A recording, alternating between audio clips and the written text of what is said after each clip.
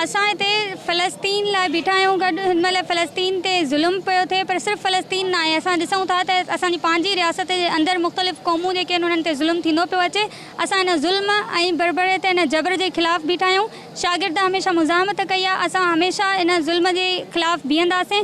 अॼु असांजो एहतिजाज सॉलिडेरिटी लाइ आहे, उन्हनि सभिनी क़ौमुनि लाइ जिन ते ज़ुल्म पियो थिए। बेसिकली हम प्रोग्रेसिव स्टूडेंट कलेक्टिव के प्लेटफॉर्म से ये मैसेज देना चाहते हैं कि इसराइल जो है वो जुल्म और बर्बरियत की एक आला मिसाल कायम करता है, जिसके ऊपर यूएन खामोश रहता है हमेशा, ओआईसी खामोश रहती है, सब खामोश है। तभी हमने एक ये प्रोटेस्ट ऑर्गेनाइज़ किया सॉलिडेरिटी के लिए फ़लस्तीन के साथ। एहतजाज में यकजहती तौर ते ही बैनर खणी करे बीहण जो सिर्फ़ु हिकिड़ो ई मक़सदु आहे त सिंध जी ज़मीन जेका आहे उहा फ़लस्तीन जी आहे, जेको आहे त माना बहरिया टाउन, DH है, कमांडर सिटी ऐं ॿिया जेको आहे त मेगा प्रोजेक्ट अॾे करे जेको आहे त माना धरती धड़नि खे ख़ासि तौर ते सिंधियुनि खे अक़लियत में तब्दील करे हिते जेको आहे त माना उन्हनि सां वेदन कई पियो वञे। असीं ही मुतालबो था कयूं त फ़लस्तीन जी आहे सिंध जी ज़मीन जेके आहिनि उहे जेके हितां जा ग़ैर मुल्की आहिनि, अफ़गानी, बंगाली, बिहारी, बर्मी जेके आहिनि उहे फौरी तौर ते हीअ धरती ख़ाली करनि ऐं जेको आहे त माना सिंधियुनि खे हिते मुकमल पंहिंजा हक़ ॾिना वञनि। विज़िट कयो अवामी आवाज़ मीडिया ग्रुप जी वेबसाइट